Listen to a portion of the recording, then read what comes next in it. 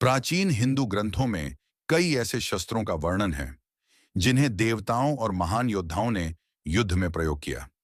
ये शस्त्र न केवल शक्तिशाली थे, बल्कि उनकी शक्ति से सारा युद्ध पलट सकता था। आइए जानते हैं उन 10 घातक शस्त्रों के बारे में जो हिंदू ग्रंथों में प्रमुख रूप से वर्णित हैं। पाशुपत अस्त्र भगवान शिव द्वारा दिया गया एक घातक अस्त्र था।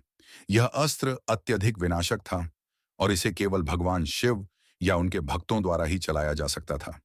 अर्जुन ने इसे महाभारत युद्ध में इस्तेमाल किया था। ब्रह्मास्त्र सबसे शक्तिशाली शस्त्रों में से एक माना जाता था। इसे भगवान ब्रह्मा द्वारा रचित अस्त्र कहा जाता था। प्रभाव इतना भयंकर था कि इससे पृथ्वी तक जल सकती थी। अर्जुन ने इसका उपयोग कर्ण के खिलाफ किया था।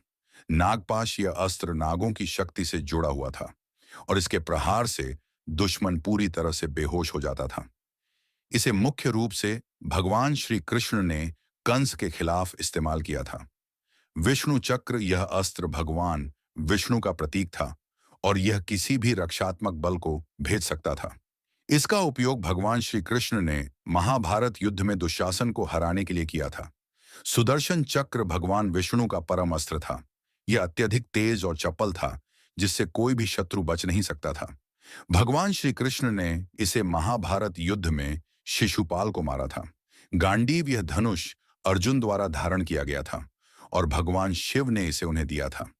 यह धनुष अर्जुन को महाभारत युद्ध में असाधारण शक्ति और कुशलता प्रदान करता था। अग्निवास्त्र यह अस्त्र अग्नि से जुड़ा हुआ था और इसका उपयोग बड़े पैमाने पर तबाही मचाने के लिए किया जाता था। इसे सबसे पहले भगवान शिव ने राक्षसों के विनाश के लिए चलाया था।